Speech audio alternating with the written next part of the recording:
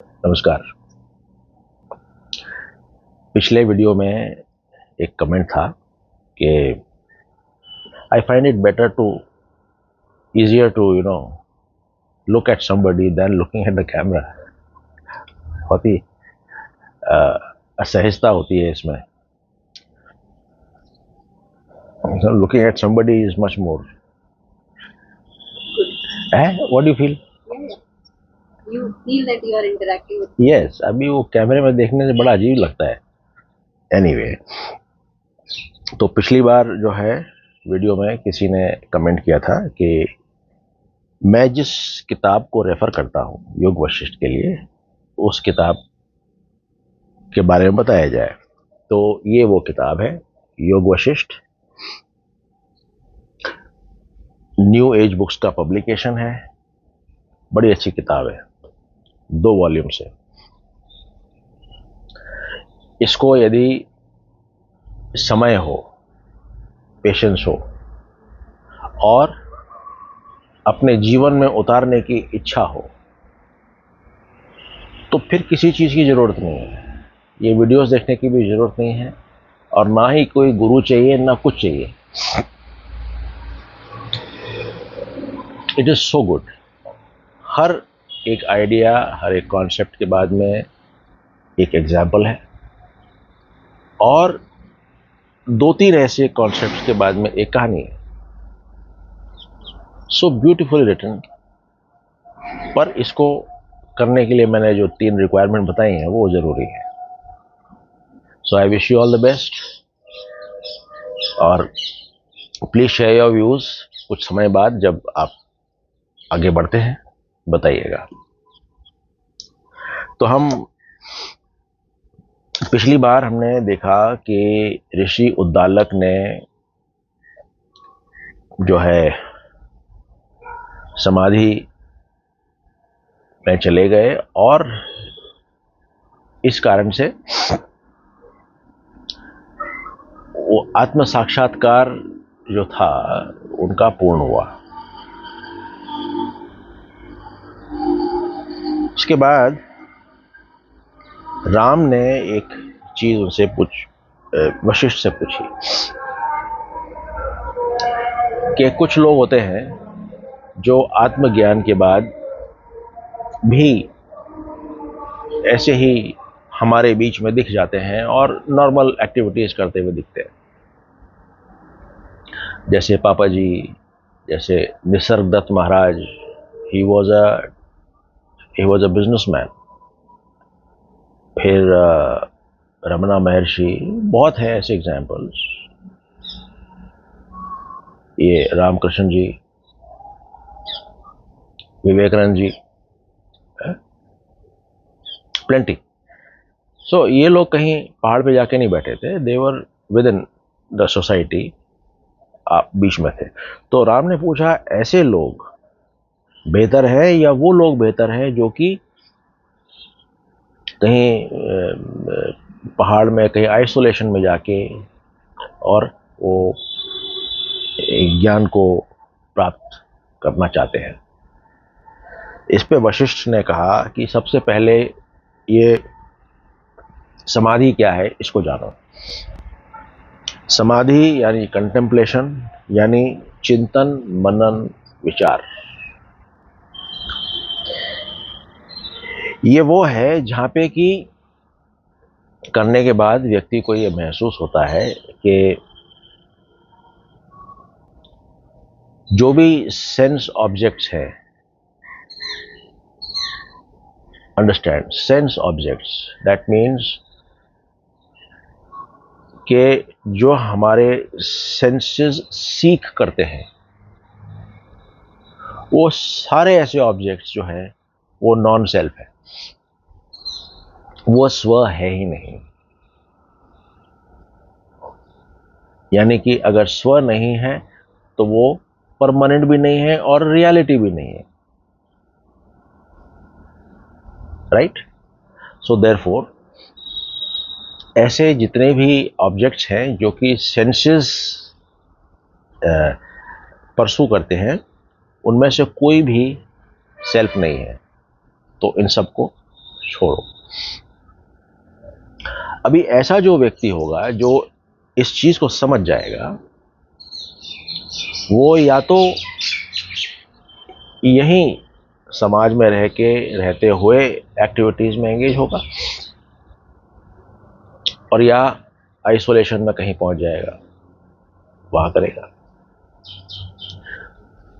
और ये दोनों ही प्रकार के जो लोग होते हैं, इनकी मेन जो इनके खुसूसियत है वो है कि इनमें नोशंस नहीं होते हैं, किसी प्रकार के कोई नोशन, कोई धारणाएं नहीं होती। Any doubts? जहां पे भी होता है बताइएगा, we will clarify it there and then. उनमें कोई नोशंस, कोई धारणाएं नहीं होती, और किसी प्रकार के डिस्ट्रैक्शंस यानी निकर्षण नहीं होते, और इसी कारण से वो उस सिचुएशन में होते हैं, वो उस स्टेट में होते हैं जिसको कहा जाता है अनब्रोकन समाधि, यानी कि जो है निरंतर समाधि। अच्छा, अब क्योंकि ये निरंतर समाधि में है, अब ये विचलित नहीं होते हैं, और विचलित नहीं होते हैं, और इनका माइंड भी डिकंडीशनड है, कंडीशनिंग है ही नहीं, तो शांत है। किसी प्रकार की कोई विचार की कोई तरंग उनके मन में नहीं आती है। तो कंटेम्पलेशन समाधि वो है जिसमें सांसारिक इच्छाएं और होप्स, उम्मीदें, ये समाप्त हो जाती हैं, और इसी कारण ना किसी का डर, ना कोई दुख, और ना ही कोई इच्छा होगी। तो जो सेल्फ है, जो स्व है, वो स्व में ही रहता है, कहीं इधर उधर सेंसेस के साथ ऑब्जेक्ट्स के लिए भागता नहीं। और जो हाउस होल्डर है, गृहस्थ है, उसके लिए जिसका कि मन शांत हो गया है, निष्क्रिय हो गया है, उसके लिए घर ही जंगल है।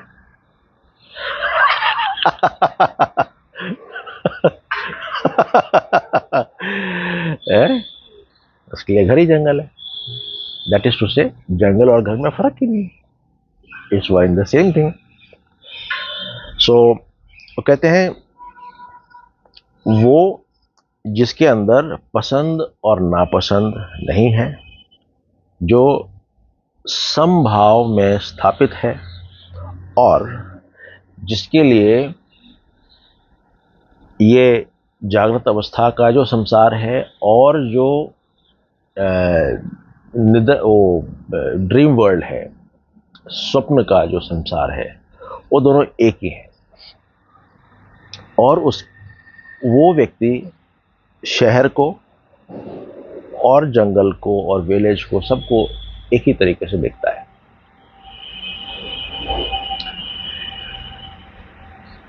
One peaceful inside finds peace everywhere. जो व्यक्ति अंदर शांत है, पीसफुल है, वो हर जगह उसके लिए पीसफुल है। इसका एक बहुत बढ़िया एक स्टोरी भी है। तो एक ऐसी एक स्टोरी भी है, एंड दैट स्टोरी इज कि दुर्योधन और युधिष्ठिर, इन दोनों को इनके गुरु ने कहा कि आप बाहर जाएं और एक आदमी को ढूंढ के लाएं। दुर्योधन को कहा एक ऐसा व्यक्ति ढूंढ के लाएं जिसके अंदर की कोई एक अच्छी क्वालिटी हो, और युधिष्ठिर को बोला कि आप ऐसा आदमी ढूंढ के लाएं जिसके अंदर की कोई भी एक खराब क्वालिटी हो, minimum one, there can be more. तो कहा ठीक है, चले गए, लौट के आए। गुरु ने पूछा, हाँ भाई बताओ। तो दुर्योधन ने कहा कि मैं तो सब जगह ढूंढ के आ गया, मुझे कहीं कोई ऐसा आदमी नहीं मिला जिसके अंदर कोई एक अच्छी क्वालिटी भी मिले। ठीक है, दुर्योधन उससे युधिष्ठिर से पूछा। युधिष्ठिर ने कहा मैंने बड़ी कोशिश की कि कोई एक ऐसा आदमी दिखे जिसके अंदर कम से कम एक तो कोई अवगुण मिले, मुझे ऐसा कोई आदमी ही नहीं मिला। There's a difference. One who sees inside, one who is inside मैला है और उसको बाहर मैला ही दिखेगा, और जो अंदर जो स्वच्छ है उसको स्वच्छता ही दिखेगी।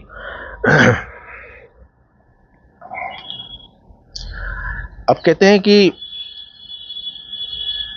हु सीज द ट्रूथ, सत्य किसको के दर्शन किसको होते हैं?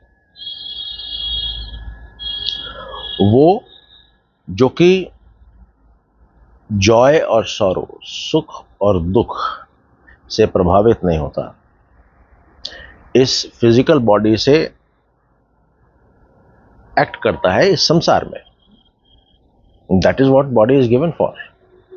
वो संसार में अपने काम करता है और समभाव में स्थापित है, किसी प्रकार से भी समभाव उसका अफेक्ट नहीं होता है।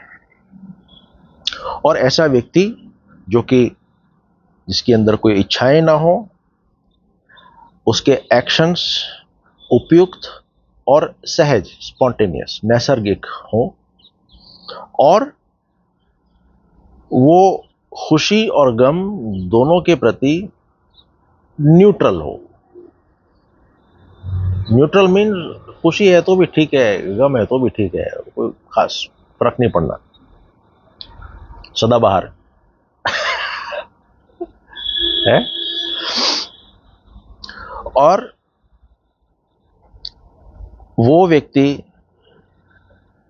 हमेशा शांति में रहेगा, पीसफुल रहेगा, जो कि सबको सेल्फ की तरह अपने तरीके से देखता है, और दूसरों की जो पोजेशन है, जो उसकी संपत्ति है दूसरों की, उनको वो मिट्टी समझता है। Now there is a difference here, और वो डिफरेंस ये है कि एक तो ये हुआ कि दूसरे की संपत्ति को मिट्टी समझो क्योंकि कोई एक डर है, अगर मैंने अपना समझ लिया तो ऐसा हो जाएगा। That is one way. He is not talking of that. बोलते हैं कि प्राकृतिक रूप से ही जिसको दूसरे की संपत्ति या दूसरे के अचीवमेंट्स वगैरह मिट्टी दिखें, वो किसी डर से नहीं, स्वाभाविक रूप से।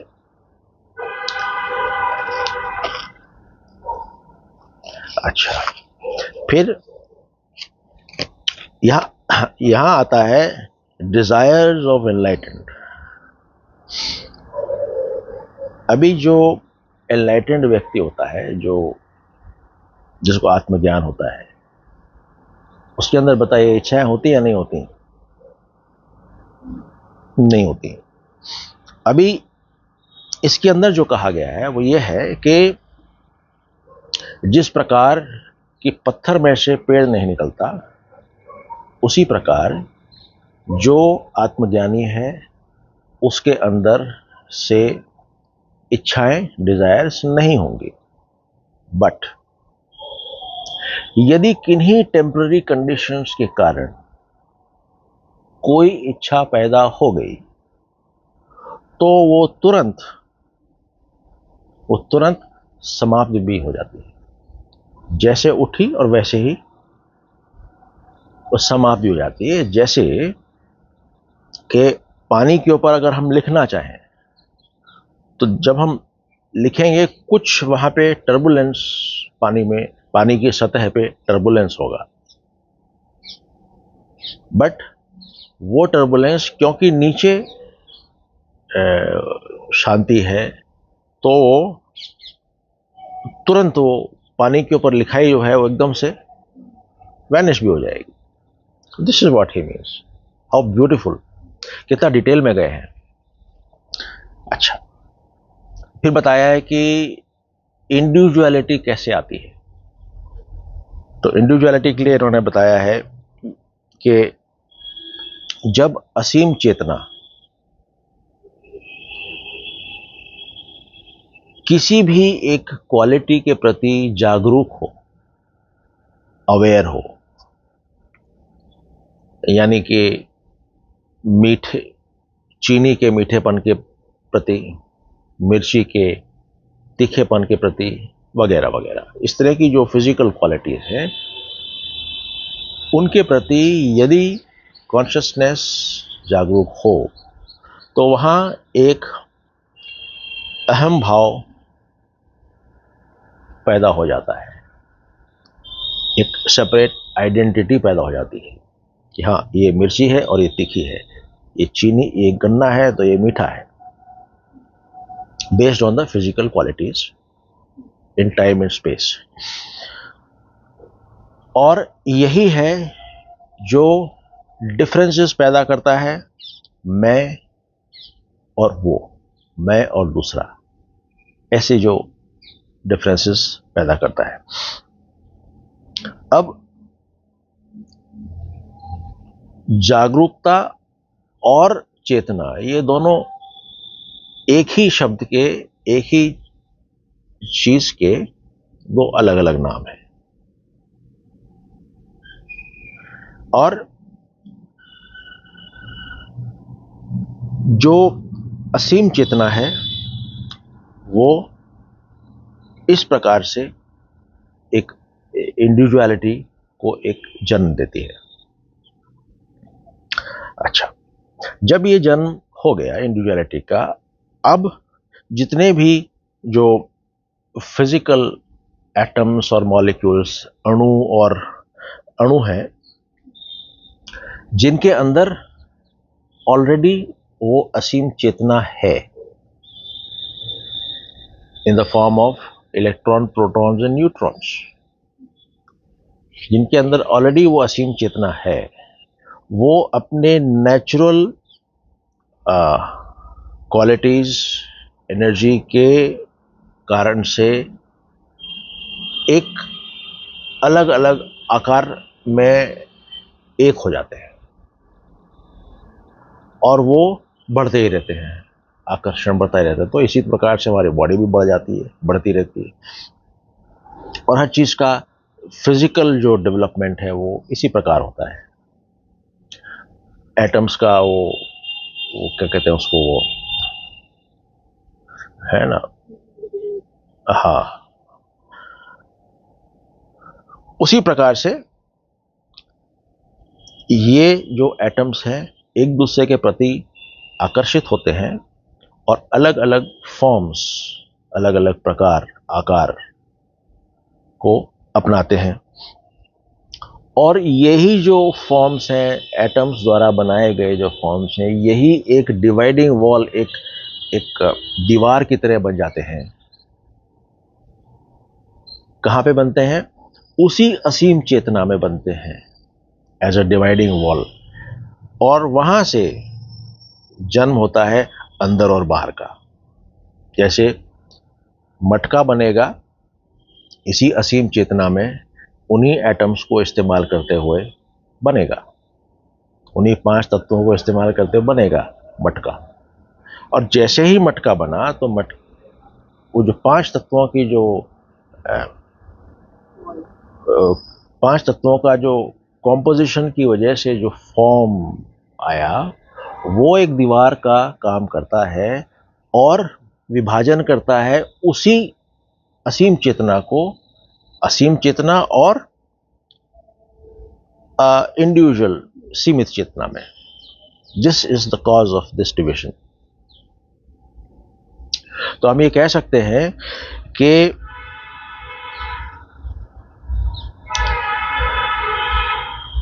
कॉन्शियसनेस यानी असीम चेतना, असीम चेतना को असीम चेतना में असीम चेतना को ही इस्तेमाल करते हुए डिवाइड करती है और वहां उसको अलग अलग नाम दे देते हैं. So therefore there is no difference between परमात्मा एंड आत्मा. परमात्मा और आत्मा है वही, लोग उसको तत्व कह देते हैं, बट है तो वही. दीवार खड़ी कर देने से कोई हकीकत थोड़ी बदल जाती है. This is what it is. और इसी चीज को रमना महर्षि ने भी कहा था. एक बार किसी ने पूछा तो उसने कहा तुम ही भगवान हो, you are the God. God को क्यों ढूंढना? What he meant was not the one who is thinking crooked, but the one who appears to be divided, appears to be separated from the the the infinite consciousness. ये उसकी बात कर रहे थे. फिर इन्होंने बोला कि असल में क्योंकि अंदर की जो चेतना है, इनर अवेयरनेस, और बाहर की जो चेतना है वो एक ही है, तो इसीलिए ना तो कोई सब्जेक्ट है ना कोई ऑब्जेक्ट है, ना कोई करने वाला है ना कोई जिसको किया जाना है वो है, ना कोई एक्सपीरियंसर है और ना ही कोई ऐसा ऑब्जेक्ट है जिसको एक्सपीरियंस किया जाना है. ना बोलने वाला है ना सुनने वाला है, ना देखने वाला है ना दिखने वाला है.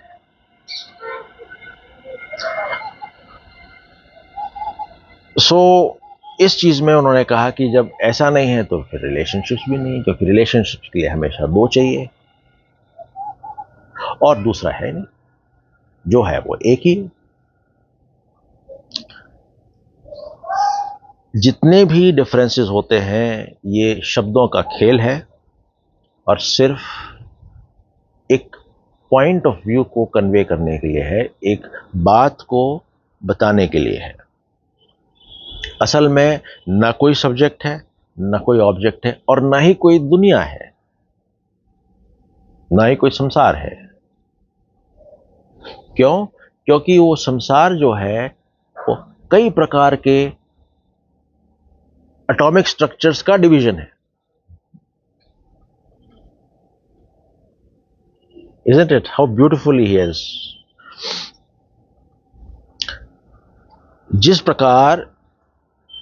प्रकार के पानी एक भंवर का रूप लेता है और भंवर का रूप लेकर के भंवर की ही कैरेक्टरिस्टिक्स को अपनाता है, उसी प्रकार जो कॉन्शियसनेस है, जो असीम चेतना है, वो ऐसा प्रतीत होता है कि वो मैं और तुम में विभाजित है, मगर ऐसा नहीं है. ये विभाजन महसूस होता है और वो महसूस भी हो रहा है उसी असीम चेतना में.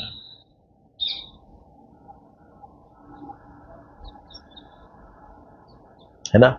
लाइक घड़े के अंदर और बाहर दोनों एक ही है. विविधता किसी अज्ञानी को संतुष्ट करने के लिए ही समझी जाती है. लाइफ, जीवन कॉन्शियसनेस है और जो जीव है वही शिव है. इस चीज को समझो कि असीम चेतना इनडिविजिबल है, जिसका विभाजन नहीं किया जा सकता, वो है. ऐसा बोल करके उन्होंने एक कहानी सुनाई. We can continue. कहानी थी कि एक राजा था मेरू पर्वत के ऊपर, जिसका नाम सुरघु था। अब ये सुरघु जी जो हैं ये राजा थे एक ट्राइब के, और उनको सेल्फ नॉलेज थी, मगर समय के साथ उसके अंदर वो जो स्पिरिचुअल जो उनकी जो विजन था वो थोड़ा सा धूमिल हो गया। तो इस प्रकार से उन्होंने फिर अपने अंदर ही अंदर सोचा, क्या सोचा? सोचा कि मैं लोगों को पनिश भी करता हूं तो लोग मेरी ही वजह से दुख पाते हैं, पनिश करता हूं दुख पाते हैं। तो इसी कारण से मेरे को अपने जितने भी ये रिचेज हैं, जितने भी संपत्ति है, वो सारी बांट देनी चाहिए, तो लोग खुश होंगे, मैं भी खुश जाऊंगा। ये जो लोगों को रिवॉर्ड देना और पनिशमेंट देना है, इस कारण से लोग भी जो हैं वो कभी कभी खुश होते हैं और कभी दुखी होते हैं, और उसी कारण से मैं भी कभी खुश होता हूं और कभी दुखी होता हूं। भगवान कृपया मेरे को समभाव दें और पक्षपात द्वारा मैं इस जीवन को ना जी पाऊं, ऐसा वरदान दें। मांडव्य ऋषि वहां पहुंचे और मांडव्य ऋषि ने जो बात कही वो हम सब के लिए बहुत ही इंपॉर्टेंट है, क्योंकि हम उस दुनिया में हैं जहां पे कि वर्ल्डली मैनिपुलेशंस के कारण हमारे विचार बनते हैं, और मैनिपुलेशन हर आदमी करता है। जो इन्होंने बोला that we will take up in the next episode fresh. तब तक के लिए शुक्रिया।